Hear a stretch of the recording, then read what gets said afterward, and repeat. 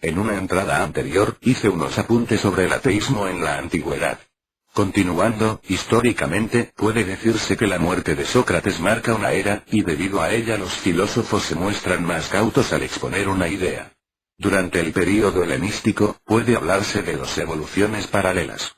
Aunque Epicuro no era ateo, algunos autores posteriores le acusaron de ello, debido a que consideraron que de su física se derivaba que los dioses no eran necesarios. Otro filósofo acusado de ateísmo fue Clitómaco, académico escéptico, debido a las ideas expresadas en su tratado sobre el ateísmo.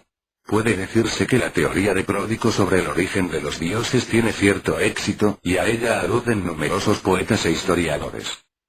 Aunque la lista de ateos fue cada vez más extensa, la historia no menciona de manera explícita a ateos practicantes.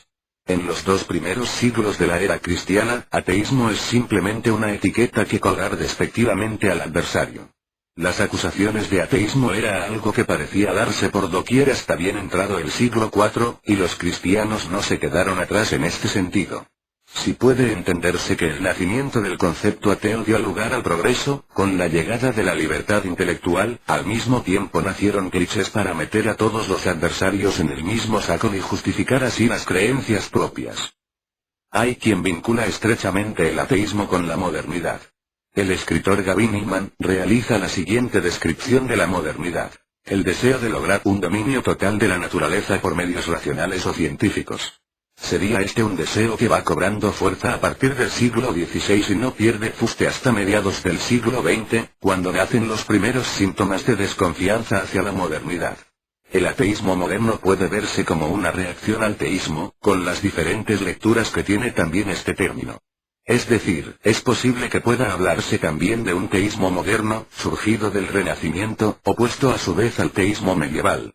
Indudablemente, en los inicios de la modernidad, los franceses e ingleses empezaron a tener dudas, aunque el término ateísmo se utilizaba en realidad para denunciar un abuso. Es a mediados del siglo XVIII, cuando se asocia la palabra a una declaración de principios y algunos intelectuales parisinos se reconocen abiertamente ateos. Hay quien señala a Diderot como el primer ateo, al considerar él mismo que había llevado la física de Descartes y la mecánica universal de Newton hasta sus últimas consecuencias. Es el ateísmo de Diderot, consecuencia de una integridad intelectual y de una constante búsqueda de la verdad. No obstante, el término siguió teniendo connotaciones negativas hasta bien entrado del siglo XIX, vinculándose con la inmoralidad y la ilegalidad. Es por eso que ciertos autores describan su condición como laica, para no suscitar sospechas. Por ejemplo, Thomas Huxley, asociable el ateísmo con cierto dogmatismo al negar metafísicamente, y sin prueba alguna, a Dios. Es por eso que Huxley empleó el término agnóstico para definir la ignorancia metafísica. Nace así, entre los intelectuales, la rivalidad de posturas entre ateos y agnósticos. Por otra parte, el ateísmo tiene ya una connotación revolucionaria de izquierdas, gracias a autores como Marx y Bakunin. En el caso del alemán, el ateísmo no es necesariamente una condición previa de la revolución, sino una consecuencia de una nueva estructura socioeconómica. Es la herencia hegeliana para la izquierda, siendo otro destacado pensador Feuerbach, feroz crítico del teísmo cristiano. Consideraba que Dios no era más que un conjunto incoherente de atributos personales, activos y antropomórficos, por un lado, y una realidad impersonal, imperfecta e inmutable, por otro. La religión se convertiría, para este autor, finalmente en antropología. Es indudable la importancia de este autor para el pensamiento de Bakunin.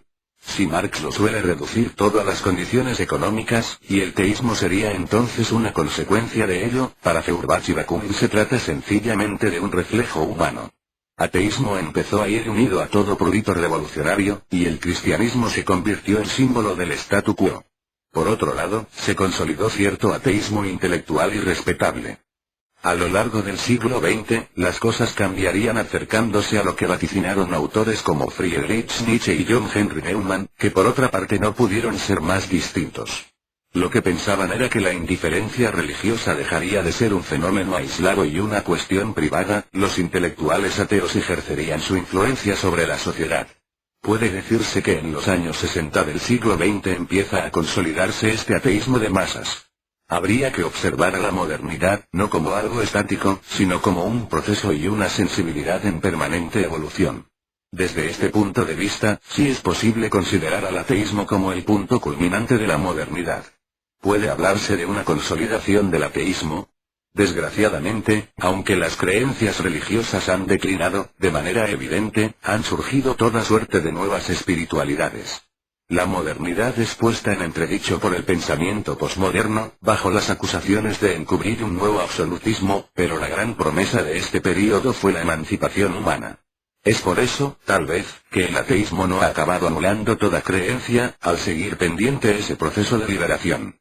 Para no ser acusados de vivir en el pasado, seguiremos hablando de tensión entre modernidad, reconociendo esas acusaciones autoritarias, aunque el anarquismo tiene mucho que decir sobre ello, y posmodernidad, y no caer en un mero relativismo que nos frustre intelectualmente y nos impida la acción transformadora. Nunca hubo que ver a la modernidad como un proceso que nos conducirá a la verdad con mayúsculas, o no hubiéramos sido fieles a nuestra condición atea y antiautoritaria. En cualquier caso, creo necesario vincular modernidad a la posmodernidad, aceptando que tal cosa existe, y no volver a ninguna condición previa intelectualmente cuestionable.